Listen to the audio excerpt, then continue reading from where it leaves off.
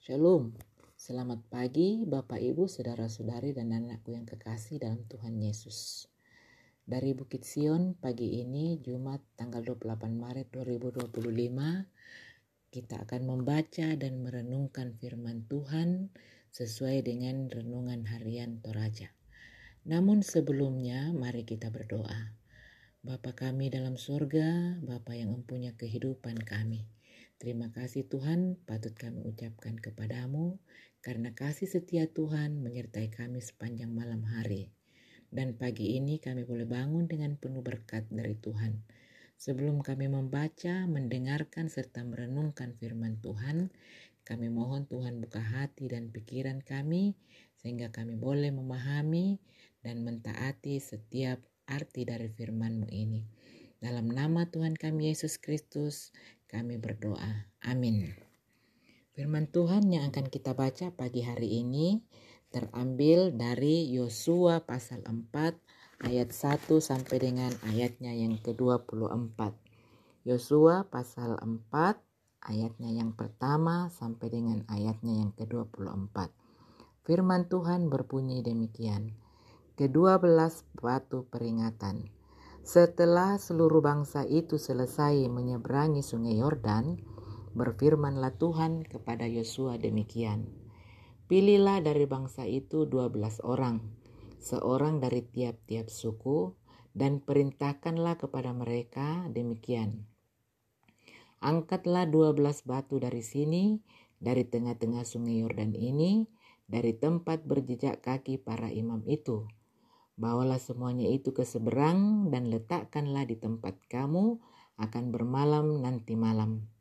Lalu Yosua memanggil ke-12 orang yang ditetapkannya dari orang Israel itu, seorang dari tiap-tiap suku. Dan Yosua berkata kepada mereka, menyeberanglah di depan tabut Tuhan Allahmu ke tengah-tengah sungai Yordan, dan angkatlah masing-masing sebuah batu ke atas bahumu menurut bilangan suku orang Israel. Supaya ini menjadi tanda di tengah-tengah kamu jika anak-anakmu bertanya di kemudian hari, apakah artinya batu-batu ini bagi kamu? Maka haruslah kamu katakan kepada mereka bahwa air sungai Yordan terputus di depan tabut perjanjian Tuhan. Ketika tabut itu menyeberangi sungai Yordan, air sungai Yordan itu terputus. Sebab itu, batu-batu ini akan menjadi tanda peringatan bagi orang Israel untuk selama-lamanya. Maka orang Israel itu melakukan seperti yang diperintahkan Yosua. Mereka mengangkat 12 batu dari tengah-tengah sungai Yordan seperti yang difirmankan Tuhan kepada Yosua menurut jumlah suku Israel. Semuanya itu dibawa merekalah ke seberang ke tempat bermalam dan diletakkan di situ. Pula Yosua menegakkan 12 batu di tengah-tengah sungai Yordan itu, di tempat bekas berjejak kaki para imam pengangkat tabut perjanjian itu. Batu-batu itu masih ada di sana sampai sekarang. Para imam pengangkat tabut itu tinggal berdiri di tengah-tengah sungai Yordan sampai selesai dilakukan segala yang diperintahkan Tuhan kepada Yosua untuk disampaikan kepada bangsa itu, sesuai dengan segala yang diperintahkan Musa kepada Yosua. Maka menyeberanglah bangsa itu dengan cepat-cepat. Ketika seluruh bangsa itu selesai menyeberang, maka menyeberanglah tabut Tuhan itu serta para imam di depan mata bangsa itu. Juga Bani Ruben, Bani Gad, dan suku Manasye yang setengah itu menyeberang dengan bersenjata di depan orang Israel itu seperti yang dikatakan Musa kepada mereka. Kira-kira 40.000 orang yang siap untuk berperang menyeberang di hadapan Tuhan ke dataran Yeriko untuk berperang. Pada waktu itulah Tuhan membesarkan nama Yosua di mata seluruh orang Israel, sehingga mereka takut kepadanya seperti mereka takut kepada Musa seumur hidupnya. Berfirmanlah Tuhan kepada Yosua demikian, perintahkanlah para imam pengangkat tabut hukum Allah itu supaya naik dari sungai Yordan. Maka Yosua memerintahkan kepada para imam itu demikian, keluarlah dari sungai Yordan. Ketika para imam pengangkut tabut perjanjian Tuhan itu keluar dari tengah-tengah sungai Yordan, dan baru saja kaki para imam itu diinjakkan di tanah yang kering. Maka berbaliklah air sungai Yordan itu ke tempatnya dan mengalir seperti dahulu dengan meluap sepanjang tepinya. Bangsa itu telah keluar dari sungai Yordan pada tanggal 10 bulan pertama, dan mereka berkemah di Gilgal di batas timur Yeriko. Ke-12 batu yang diambil dari sungai Yordan dan ditegakkan oleh Yosua di Gilgal. Dan berkatalah ia kepada orang-orang Israel demikian, apabila di kemudian hari anak-anakmu bertanya kepada ayahnya, apakah arti batu-batu ini? Maka haruslah kamu beritahukan kepada anak-anakmu begini, Israel telah menyeberangi sungai Yordan ini di tanah yang kering. Sebab Tuhan Allahmu telah mengeringkan di depan kamu air sungai Yordan, sampai kamu dapat menyeberang seperti yang telah dilakukan Tuhan Allahmu dengan laut Tibereu yang telah dikeringkannya di depan kita, sampai kita dapat menyeberang. Supaya semua bangsa di bumi tahu bahwa kuat tangan Tuhan, dan supaya mereka selalu takut kepada Tuhan Allahmu. Amin.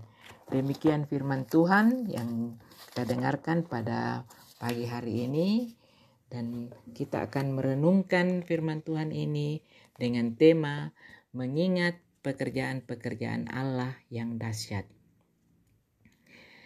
Demikian sabda firman Tuhan hari ini yang mengajar dan menasihati kita membuat tanda peringatan atas kebesaran Tuhan. Dalam kehidupan kita, tentu kita percaya bahwa dalam perjalanan hidup kita mengalami iman kita bersama Tuhan, pernah mengalami kebesaran Tuhan. Bahkan dalam hidup kita pernah mengalami mujizat Tuhan. Pernah juga mengalami intervensi ilahi dalam kehidupan kita.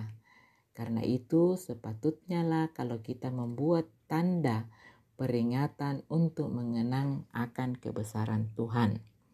Itulah sebabnya mengapa sangat baik jika kita mengingat hal-hal besar yang telah Tuhan lakukan.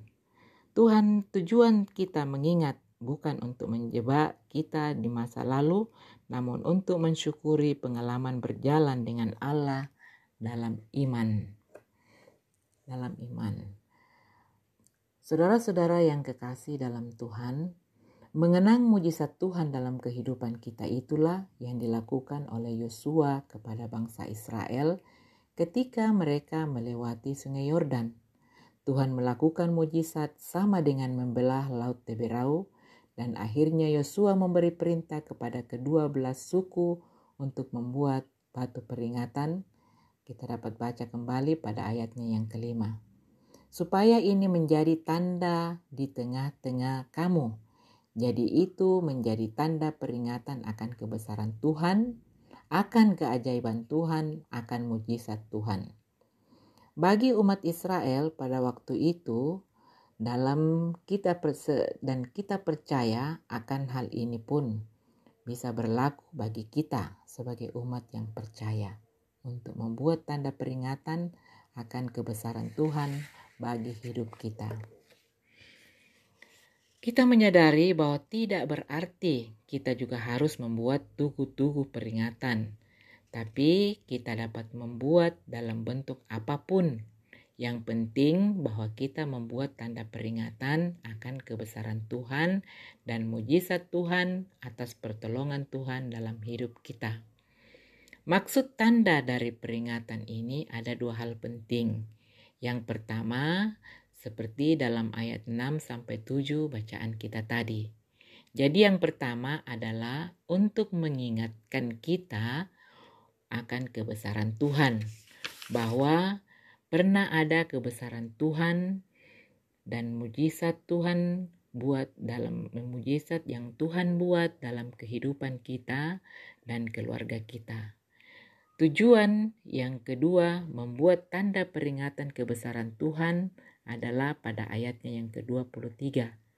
Supaya bangsa di bumi tahu kuat tangan Tuhan dan supaya selalu takut akan Tuhan. Dalam iman, mengingat adalah mengumpulkan kembali pengalaman berjalan bersama Tuhan. Gumul dan juang mewarnai perjalanan kehidupan kita. Jika kita bertahan sampai hari ini, maka itu menjadi bukti atas pekerjaannya yang dahsyat. Spiritualitas seperti ini perlu diwariskan dari generasi ke generasi.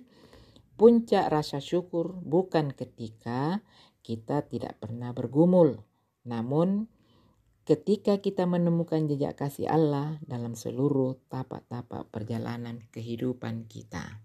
Amin.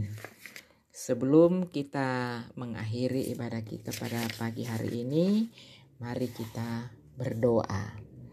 Tuhan Allah Bapa kami dalam surga, puji syukur untuk firman-Mu hari ini yang telah mengajar dan menasihati kami membuat tanda peringatan akan kebesaran Tuhan seperti yang dilakukan oleh umat Israel di kepemimpinan Yosua. Tolong kami Tuhan supaya kami juga mau membuat tanda peringatan akan kebesaran Tuhan dalam hidup kami, supaya generasi dan kami sendiri sungguh takut akan Tuhan. Roh-Mu yang kudus tanamkan dalam hati dan pikiran kami, sehingga kami boleh dimampukan untuk mengerti dan bisa melakukannya dalam kehidupan kami sehari-hari. Kami mohon berkat-Mu bagi yang telah mendengarkan firman dan renungan pada pagi hari ini. Yang sakit kami doakan kiranya dalam nama Yesus Tuhan sembuhkan. Yang bekerja, baik itu yang bekerja di kantor, di rumah, maupun yang bekerja di toko dan di pasar, Tuhan juga berkati, berikan mereka kekuatan, berikan hikmat, berikan kebijaksanaan dan kesehatan sepanjang hari ini dalam menjalankan tugas-tugas yang telah Tuhan pertanggungjawabkan dalam kehidupan mereka. Ajar mereka Tuhan untuk tetap setia dan taat kepadamu, terlebih khusus takut dan akan mengakui bahwa Engkau-lah Tuhan satu-satunya penolong dalam kehidupan mereka. Ini doa dan ucapan syukur kami Tuhan dan permohonan kami yang kami bawa dalam nama Tuhan kami Yesus Kristus. Amin. Shalom, Tuhan memberkati kita.